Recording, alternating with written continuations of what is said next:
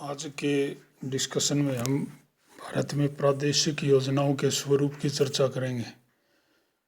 स्वतंत्रता प्राप्ति से पूर्व कांग्रेस पार्टी ने 1938 में राष्ट्रीय नियोजन समिति का गठन किया था, जो तत्कालीन भारत की समस्याओं एवं उनके निवारण के लिए नीति निर्माण से जुड़ी थी।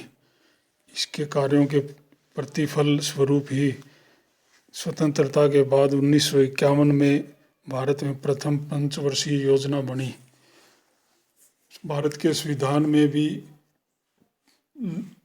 कुछ ऐसे प्रावधान नीति निर्देशक तत्वों में रखे गए हैं जो नियोजन को आवश्यक बनाते हैं, जैसे भारत के सभी नागरिकों को पर्याप्त आजीविका का अधिकार है।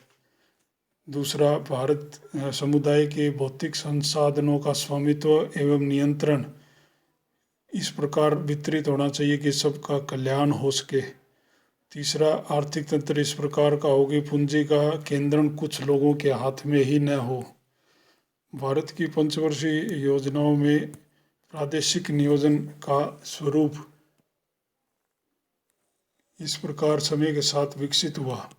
प्रथम पंचवर्षीय योजना में मुख्यतः मूलभूत और भारी औद्योगिक क्षेत्रों में औद्योगिकरण की बात कही गई थी और समाज के विभिन्न वर्गों व प्रदेशों के बीच असमानताओं को दूर करने का भी जिक्र किया गया, प्रावधान भी रखा गया। लेकिन तीसरी योजना में संतुलित प्रादेशिक विकास का सर्वप्रथम वर्णन आया।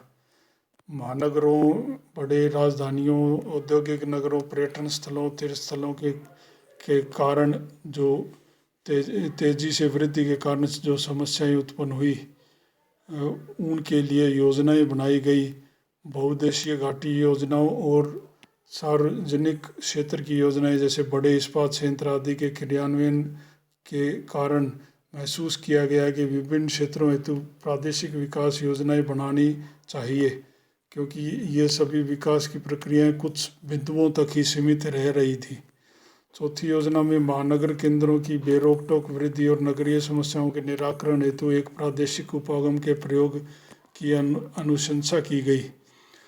फिर पांचवी योजना में कुछ विशिष्ट क्षेत्रों को विकास हेतु निर्धारित किया गया। उन्हीं के लिए विशिष्ट क्षेत्र कार्यक्रम चलाए गए, जैसे क्षेत्र आधारित सेक्टर कार्यक्रम, जैसे सूखा प्रभावित क्षेत्रों में जो कार्यक्रम चलाया गया कि सूखा प्रभावित क्षेत्रों में अलग अलग अर्थव्यवस्था के सेक्टरों को विकसित करने के लिए उन्हें अनुदान दिए गए। दूसरा, विस्तृत क्षेत्रीय विकास हेतु चयनित जनजातीय पहाड़ी क्षेत्र विकास योजनाएं बनाई गई। फिर छठी योजना में बहुस्तरीय नियोजन की आवश्यकता पर बल दिया गया, जिस जिला, ब्लॉक स्तर, राज्य स्तर पर योजनाओं का निर्माण की बात कही गई, ताकि अधिकाधिक क्षेत्रों और लोगों को योजनाओं में उनकी महत्वाकांक्षाओं को शामिल किया जा सके।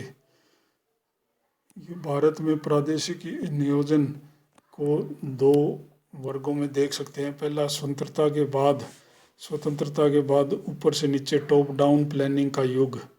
इस समय योजनाएं दिल्ली में बनाई जाती थी और उसे पूरे देश भर में लागू किया जाता था। तो ऐसी योजनाओं का युग था। उस समय दो तरह की योजनाएं या कार्यक्रम बनाए गए। पहला, संसाधन केंद्रित प्रादेशिकरण किया गया।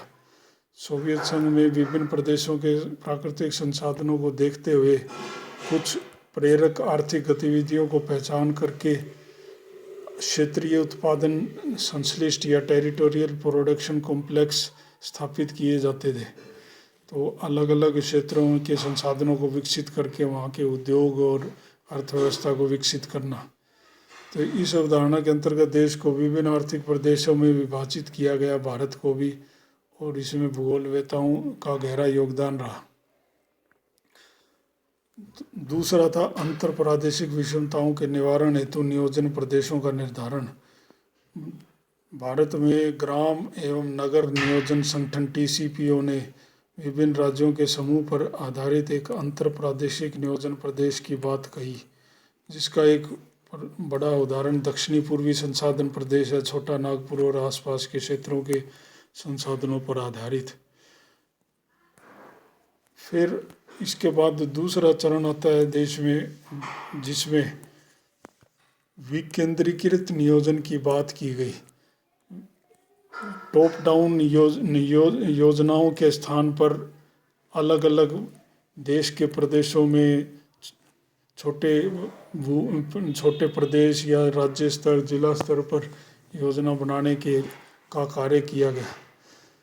राज्यों के इसकी दो श्रेणियां हैं। राज्य के भीतर विशिष्ट क्षेत्र नियोजन।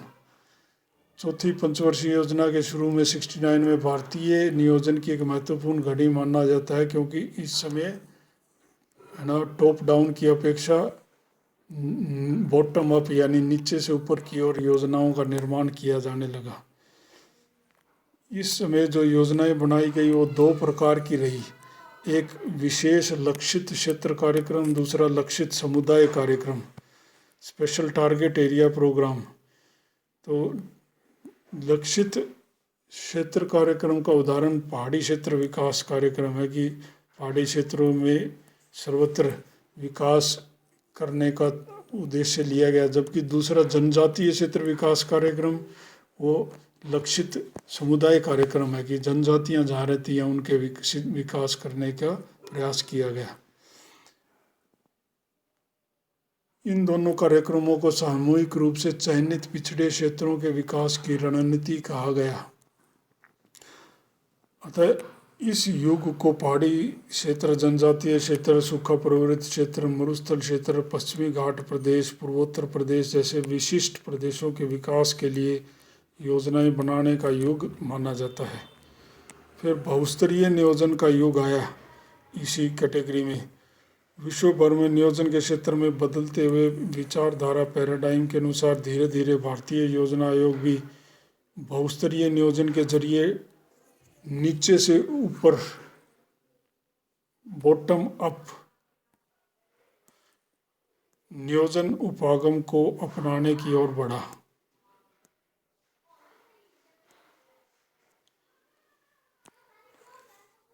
इसका अर्थ हुआ कि नियोजन का ढंग और आधारभूत स्वरूप ही बदल गया। नियोजन को प्रजातांत्रिक और जन सहभागितापूर्ण बनाया जाने लगा। योजनाओं को राज्य, जिला, ब्लॉक स्तर पर अलग अलग स्तरों पर स्थानीय लोगों की महत्वाकांक्षाओं को शामिल करते हुए निर्मित करने की प्रावधान किया जाने लगा। एटलीस्ट एक विकेंद्रीकृत नियोजन की दिशा में शुरुआत हुई। पंचायती राज संस्थाओं का जो त्रिस्तरीय सिस्टम है वो भी मंजूर किया गया। सबसे पहले बलवंत राय मेहता समिति ने 1958 में, और फिर 1993 में, 73वें और 74वें संविधान संशोधन विधेयक के द्वारा पंचायती राज संस्थाओं को और मजबूत करने के लिए प्रयासों को और बल मिलने लगा।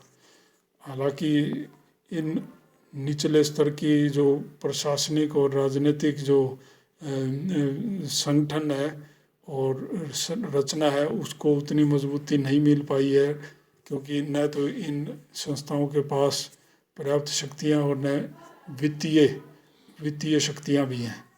लेकिन एटलीस्ट एक विकेंद्रीकरण और बहुस्तरीय नियोजन की दिशा में एक प्रयास शुरू हुआ, एक महत्वपूर्ण कदम आगे बढ़ा।